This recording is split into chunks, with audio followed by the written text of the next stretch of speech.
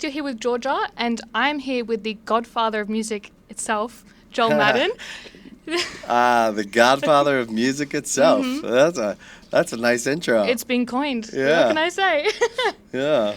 I wanted to firstly thank you so much for this chat. It's monumental to me. Not only was Good Charlotte the first record I ever bought with my own money. Oh wow. My cousin Luke, against my father's will, took me into my first mosh pit, which was the Horn Pavilion show. Wow. And also that show was the first gig review I ever wrote, so my first step into music journalism. So Wow. it's pretty massive for me. Well, I'm honored to be a part of your career, your passion, and the fact that you chose our music is a big honor for me. So thank you. Means a lot. I guess that intro itself kind of speaks to itself on how impactful Good Charlotte has been and still remains in the music industry. Was there ever a moment, when you were riding around with your Liberty Spikes and your eyeshadow that you thought this intergenerationalness and longevity would ever be something you foresaw? That's a great question.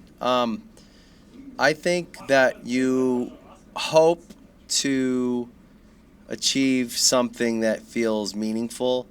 In the moment, I think you're probably, well, we were anyways, probably more hyper-focused on the goal at hand, the task at hand, the record at hand, and you don't zoom out as much when you're young. Now I'm middle-aged, so I'm a dad of teenagers. I've got life experience. I could look back on things and understand them more. To have landed in a place where we're at, I feel super grateful. I don't know if it was always guaranteed, but I think it's proof that if you do what you feel, you work hard, and you're honest, on the other side of it, you can build something that's real, that lasts, and that's bigger than. I think the legacy of Good Charlotte is different from me as a person. Yeah. It's your idea. It's their idea. It's their idea. It's been agreed on or talked about by other people and decided by other people. But at the core of that is people who were actually honestly trying their best. And I don't know if I would have said to you at a young age that I had the potential to do anything like that. I didn't have a very great self-esteem. But on the other side of it, would I say I have a great self-esteem? I don't know. I think I learned to be comfortable in my own skin. Yeah. And I think I just accepted myself, and that was like the real victory. But to hear that is nice because it shows it does show that all those years and all the effort was worth it. Yeah. Because sometimes when you're in it, you don't know if it is. You're just like, what are we doing? And, it's interesting to be in it while you're doing it. But I also think it allows us to help other artists because they're having that same experience. And you go, no, trust me, it'll make sense later. Yeah. And that's kind of what you're talking about. It makes more sense. Yeah, I don't know if that answers your question. I don't have a huge opinion on it. Yeah. As far as like our legacy, other than when I get to sit with someone that I know knows. You know us. You lived the records. You listened. You bought the record. You went to the show then, and now we sit together, and your experience of it is the most important one because you're the decider, and the people that listen to the music are the ones who made it valuable or not, special or not, and we just have to accept that. And I'm super grateful when it's talked about with respect, with love, with care, because we care about it. And Good Charlotte's the thing that got us out of a bad place, and that's what it'll always be to me. So I have a lot of care and a lot of love for it, and so when people show that, it means a lot to me because that's actually the most important part. There's nothing else. Like I couldn't tell you on any which record what sold the most, or I mean I kind of know, but then I couldn't tell you what record made the most money or this or that. I can only tell you how I feel, and we tried our best, and we keep trying our best, but it's different. But I can only hear what you say and go like, okay, that's the right, that's the legacy. Mm-hmm. You know? Yeah. Does that make sense? Absolutely. And in that, you talk a lot about retrospectiveness and identity and, you know, how music got you from one place to another. But there was a whirlwind of a time where you were in these rising tides of the music industry. Yeah. Like, what was Oh coming my about God. was crazy, unforeseen. What do you think kept you grounded to your identity, although you were blowing up? Like, what made you stay true to yourself within that time? I think that's a great question. Thank you. I don't know if we always did. Yeah. I think you have your moments. You try your best. I think the core for me is I have my brother. Mm-hmm. And we've always been, it's so easy to be honest and real with one person. And then the band, we've been together since high school, so we know each other. There's that. Yeah. I think decency is a thing, you know, at the core values of like who all of us are.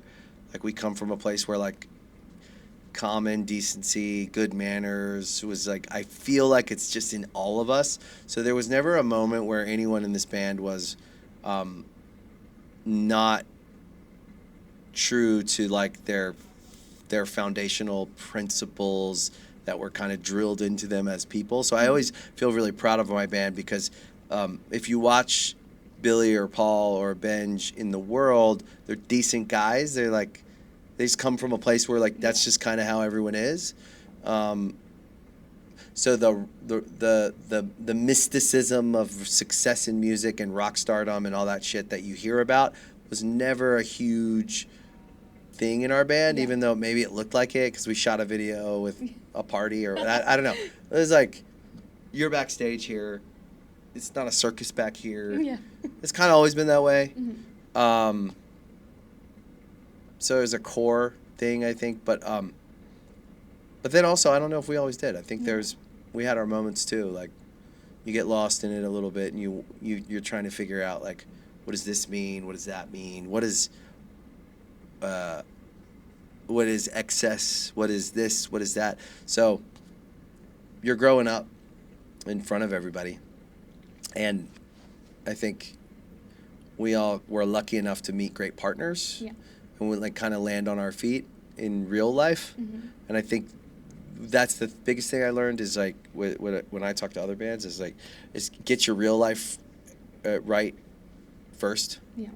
And you know, this will sort itself out if you try hard enough, if you work, but like take care of your real life, your real health, your real self. Mm-hmm. And then you can go out in the world and be whoever it is people think you are, but you have to know kind of who you are and then also take care of that. And I think we landed there with meeting like good partners and getting a chance to build real lives. Yeah. You know? And on that as well, the concept of family, I guess, kind of transcends music itself for you, whether it be, you know, brothers in the band or the family, but you then extend it to Madden and, you know, having this kind of father figure self over these younger artists that are emerging in the scene. What do you think is the most important thing you tell younger artists, and how closely does that align to what you wish you were told when you were a younger artist? Oh my God. Another great question. The most important thing you can do in a music career is bet on yourself and take yourself seriously and not treat this like it's luck. Mm-hmm. You took an incredible risk. You gave everything you have to this music, and it's not guaranteed to net you anything. Mm-hmm. So do not allow anyone to come in and treat you like you're lucky. Doesn't mean you should complain. It doesn't mean that you aren't lucky. Like that is, I'm not talking about gratitude. I'm talking about diminishing what you do and how important it is that you've decided to go this path, because it's not a easy one, and the arts are not easy. No one gives a fuck about an artist until everyone gives a fuck, right? So you're alone until you're not. And you could be alone for 10 years, 15 years in a career until you're not. And then you do something that is big, and everyone, suddenly it's valuable, and suddenly you matter, and that can't be the measure of your worth to yourself. And so if you are in a real way, if you're valuing yourself and what you do, you won't make short-term mistakes and decisions, because if someone wants you to sign a bad deal, you shouldn't sign it unless it's the only deal. And that's the question. Is this the only deal you're ever going to get? Well, some artists would say maybe, I don't know. That's the thing, is like, you got to find the kid who gave, you got to find yourself. You got to find the kid who gave you permission to go in the first place and do it. And I think with us, with our company, we're just trying to be the guys we wish we met. We're not trying to be perfect. We're not trying to be all-knowing. We're literally just trying to be the guys we wish we would have met when we were 18, to tell us how it works, give us some foresight, encourage us, cheerlead us, and hopefully help us grow up to become self-sufficient. So we don't need anyone. I always tell artists at MDDN, you do need a team, but you got to build that team. If this isn't the one, if we're not the one, then take thought. It's not going to be a fairy godmother who comes and says, I'm the big manager, I'm going to pull the switch, hit the button, and it's all going to happen. That's not how it works. You build this thing one day at a time, just like writing. One article at a time, one day at a time, one opportunity at a time. You keep showing up, you keep showing up. And then by the time you get to this like mass awareness, and someone said, how did it happen? That was overnight. And you're like, no, it wasn't actually. I showed up for 1,000 things. I tried my best. And whatever this moment was, and it tipped, or everyone became aware, it's actually been this thing. It takes time, takes effort. And all of the bands that, to me, the real ones, they show up for that. They don't want they don't want it to be given to them. Yeah. You know, I always use Chase Atlantic as a great example, but I could name a handful of artists that I personally have gotten to watch them work. So they did all the hard work. I didn't do the hard work. I did my hard work that got me here, and now I've organized with my brother and a bunch of people. It's a whole team of people. Over 12 years now, we've organized a system and an organization that works for this part of artists' businesses and careers, but they are doing all the hard work, and our company exists because of them. If they didn't want to work with us, we wouldn't exist. So that's the thing, is like, there's a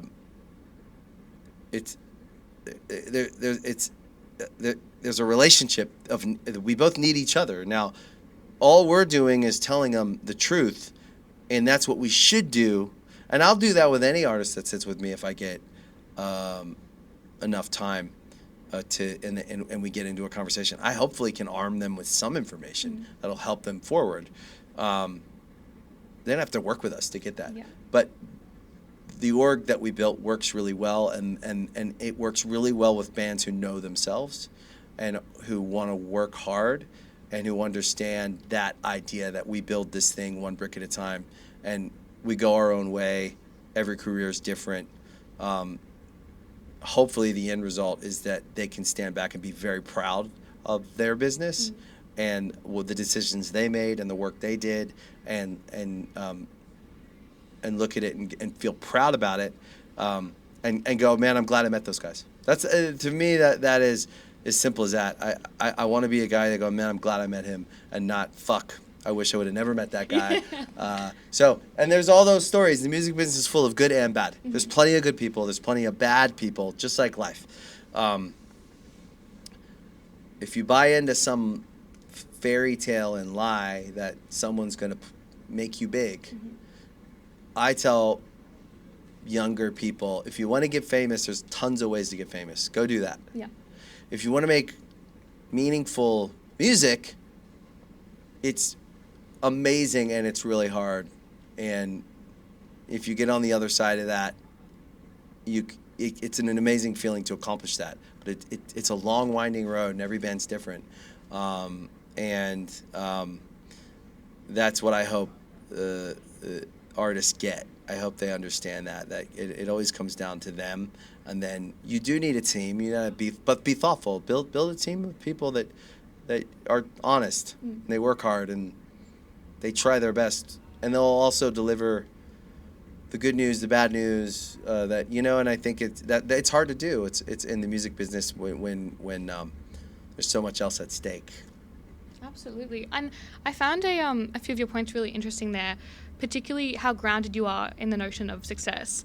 When we're looking at Good Charlotte, the trajectory has only kept growing. 2018, we were playing, Horton Pavilion. We're now playing arenas. Yeah. And I guess knowing what I know now, after you said that, instead of, these sold out shows and mass crowds being an assertion that your creativity is still good, is it more so a reflection of how good a community you've built other than that? I think there's probably something to that. I think it's probably a little bit of everything. I think it's generational. Mm-hmm. I think a lot of people that grew up on our music couldn't come see us. Mm-hmm. And I think so this is a moment where people are seeing us for the first time, like a lot of people. I think some people it's nostalgia, so there's a really nice memory, and our music is a soundtrack for things. I think it's a mix of all that, along with, I gotta be honest with you, an amazing team. And this last 2 years, we set out to do this, and not with some big master plan to do the biggest shows we've ever done. That part's been a really nice icing. Mm-hmm. But to do it at a pace we can sustain.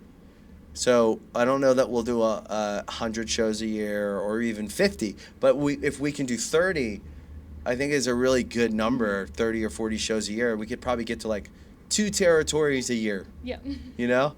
And give, because we enjoy it. We really are having a lot of fun. Mm-hmm. And I think we're better than we've ever been, live. I actually think and that's important to us. We really wanted to be good live when we were young. And I think we've gotten to a place as grown men where we all know what we're doing, and we've put together this really good show that we're proud of. And we see people enjoying it. We feel like we're delivering something that is worth their money and time. You know what I mean? Yeah. And I do think it's a function of a little bit of all of it. I do think there's a community around the music. Mm-hmm. Most of the people that that follow us and would come to a show, they know about all the other stuff we get up to, and I think. Go ahead, Dean. Don't worry about it. And I do think the last 12 years with MDDN, we have been so deep in the music community and in the touring, and so it's all of it, I think, maybe coming together to a head, because it is pretty incredible. We're doing these shows, and each tour keeps kind of just getting bigger. And the summer tour looks like it's crazy. Us and Avenged Sevenfold, we've always wanted to do the tour with Avenged Sevenfold, and we never could. And then when we came back, Matt was like, "Hey, we could finally do that tour we talked about." Yeah. And neither one of us knew how it would do. It was literally just personal. We were like, "Fuck yeah, let's do it." And then it's doing really well. It's crazy. It's months and months away from it, and it's gonna be big shows. You must have good taste or something. Good taste, yeah. Now, this one's going to be showing my age a little bit. Yeah. But your debut album came out before I was even born. Oh, my God. Yet, I hold such a special place in my heart for it. Okay. Is there a song nice. on that album that nice. you would never revisit? You think is perfect the way it is? It still holds true with the tone? And what song would it be? That's a great question. There's a few... I used to... I want to say hate that record. I used to be embarrassed about that record because it's like so green and young, and I feel like it's grown on me, and I know why people like it. So it's a very honest record. Motivation Proclamation to me is a song I would never re-record. I wouldn't change a thing about it. I love that song. It's, again, a song I used to never want to play, but there's something about it that's just really green and honest, and, you know, we were trying to write a great song. God, I really love that song. There's a couple others, too. What was that song we never play? Changes. Oh, you're like that song. Seasons is a classic. We could probably re-record that, but it's a little long, that song. But I'd say Motivation Proclamation. You're going to make me look like the biggest copycat because that song is my favorite Good Charlotte song of all time. Motivation Proclamation? Yep. So, again, great take. Are you coming to the show tonight? Yeah. Oh, we're playing it. Oh, I'll be there. Yeah. If you hear me singing, Yeah. I might be louder than you. All right. I guess going from, top to bottom, Mattel du Cap was such a intoxicatingly fun album. Thank you. And I loved it. What for that album do you think let you capture this new sense of creativity? Like, was it just no hold bars, like this is just you being yourself? Total freedom. Yep. No need to be big or small. Fun.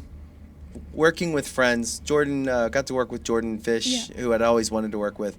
And he's a creative force, and he like brought a lot of joy to that record because I think he was he was happy to be there. There was just total freedom on that record. And another thing I also wanted to ask as well, you're basically an honorary Australian citizen here. Don't mind us. We're just getting rehearsal space. I thought I felt a presence. No, trust me, it's fine. Whether it be, with the boys like Chase Atlantic or all those years you were nurturing young talent on The Voice, at this very current stage, who are you watching as an Australian artist? Who's caught your eye the most? There's a bunch. And then I have to give kind of like flowers to bands that I think have been at it, and they're getting their due, but they've earned it in a way that I think maybe people don't. So I'll start with new. There's a kid named Parker. He's on this tour. I fucking love him. I met him a few years ago. He wasn't old enough, and he's fully matured into exactly what I thought he was, which is an incredible songwriter. And he's a real one. He's gonna write great songs, and he lives in a cool place music wise. I think he lives in like the surfy indie rock place, but he has all the potential for a big like pop rock hit type thing. He's got it in him. And it's just gonna be a matter of time. Maybe when he's 25 or maybe when he's 21, who knows? But he's got the stuff. He's just a good songwriter. There's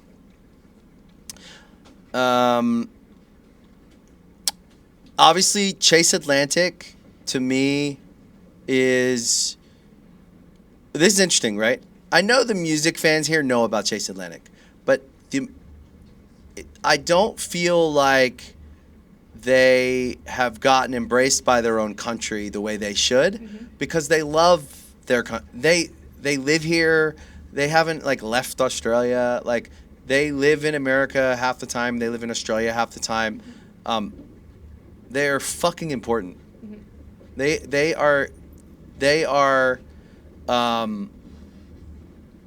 fucking. It's hard to explain how good that band is.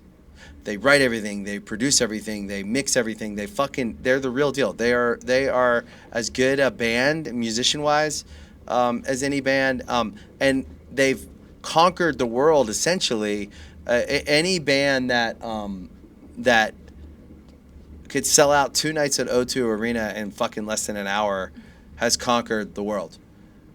But you meet them and you realize like they're not even on that. Like they're like the most grounded, art first, work first band. Um, so the size of the band doesn't come in the room with them, and it to me they should be like embraced by Australia. They should have arias. They should have all of it. They're in the top 10 all time streamed artists in Australia. It's fucking insane.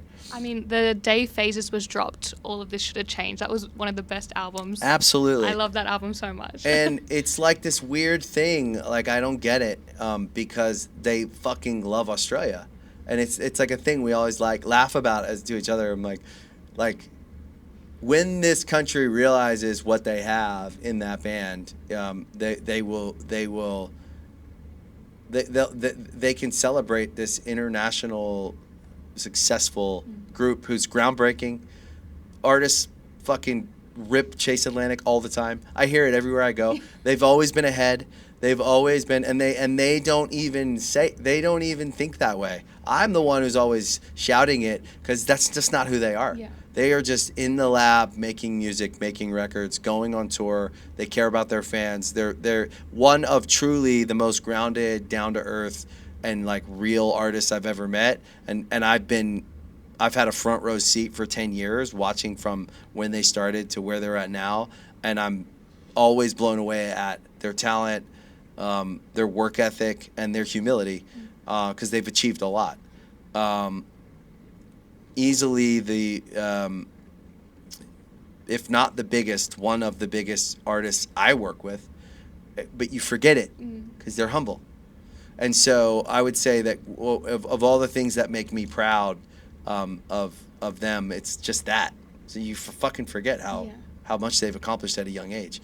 And they've done it all with almost like their entire home country ignoring it a little bit. Feels like that. Yeah. I think the real music fans here understand Chase Atlantic, but I just feel like as a market they should get more credit. They certainly get a lot of credit everywhere else. And it's cool to see them now kind of coming into the next phase, which I'm excited about. Other Australian artists, I'll say. I love Thornhill. I think they've been just really showing fucking new band, you know. They're making waves, and I think that they're going to do incredible stuff. I love the last record, and I think they're just a great band. And then Speed, I think, has really put in the miles. Now this hardcore thing, which is incredible, I love it. But they've really just put in the yards, and I know people love them, and I know they get their credit, but I have to give it to them that a few years ago, it wasn't the same climate for like a hardcore band, and now it's like a in fashion thing, which is great. I love it. There's going to be so many great bands come from this, and we need this to be in fashion. We need kids to be in garages starting bands. It leads to a lot of really great stuff. But I see a band like that. They've really put in one of those bands I give a lot of credit to, in like being at that early when it wasn't as in fashion. Yeah, absolutely. So I feel that way about that band. I don't know them. I like them. Let's see, who else do I really like in Australian music? And there's a lot of good. You guys always have consistently good music here. We've been told. Yeah, it's funny. Yeah. I guess just one last thing, just to leave it on a bit of a lighthearted note for you and our readers as well. Yeah. What would you Please. say in all your years has been the craziest memory touring Down Under? Oh my God. The craziest thing about touring down here, I don't know, man. It's always been great. Every show at every level has always felt like so much love in the room. Everybody's there for a good time. I think it's probably why I've always related to this place is at the end of the day, this isn't the end all be all. We can be a big band, we can play a big show, and like I feel a need for like normalcy. I do feel like I like to go and like get coffee or go. I like to meet people. I like to like hang out, and I feel like down here, as much as you probably live here and you could say that there's a part of the entertainment culture that's like celebrity obsessed or this or that. That's everywhere. That's America. That's everywhere. Actually, music fans and people that are like really here just living and breathing and doing, doing stuff. It's cool ass people who are super talented. You meet, I love being here and meeting artists, meeting makers, meeting people who, a lot of cool shit comes from Australia. And because it's so close to LA, I find myself surrounded by Aussies there. So I have like a long standing, like, group of Aussie friends. And I find myself like somehow always with Aussies. Yeah. So in LA, I'm like helping them introduce them to someone or tell them where to go, whatever. And it's like, I enjoy it because it does feel a bit like home. Mm-hmm. So I do feel like a connection. And when I'm here, when I'm in Sydney, I stay with friends. I don't even stay at a hotel. So it feels like there's a hominess to it that I really need. Yeah. And I like it. I love hotels. It's beautiful. Like, it's nice, yeah. Right? But I prefer actually to just be at home. Yeah. So especially Sydney, one of my best friends lives here, and I stay at his house. And like every time I'm here, it's nice. It's just walk for coffee, do this, do that. So I get a little bit of a different experience maybe than most people. Not to say the hotels aren't beautiful. Again, I don't want to insult the hotel industry here. Although there was this one time. But I do enjoy imagining and when I lived here and I had a place here, it was the same thing. It's like, oh, what if I lived here all the time? It's a kind of nice thought. Yeah. And I always tell my wife, when our kids are older, because we brought them, they grew up here too. They were here for months on end, for years. And they had like a life here. They have friends here. So it's cool. No one knows that here. So it's like also feels special. Yeah. Because it's just a nice relationship. And I think I've always been curious about the world, and coming from a small place and not getting to travel growing up. I always was like, I wonder what it'd be like to like live in a different country or whatever. Always sounded so cool to me. I always tell my wife, like, when the kids are out and they're like college or whatever, like we should go live in Sydney for like at least 6 months. Yeah. And we're so down. Like we have like a nice relationship with. I like Brisbane too, to be honest. I think it's a really cool place. But I just know more people in Sydney. Yeah. Well, I must say, you are the most energetic couch crasher I've ever spoken to in my life. Yeah. You must be having good sleeps. Yeah. Well, anyway, I think... Well, they have extra bedrooms. Yeah. Oh, see, you're not doing it the real way. No. I have my own bedroom. Oh. I keep stuff at their house.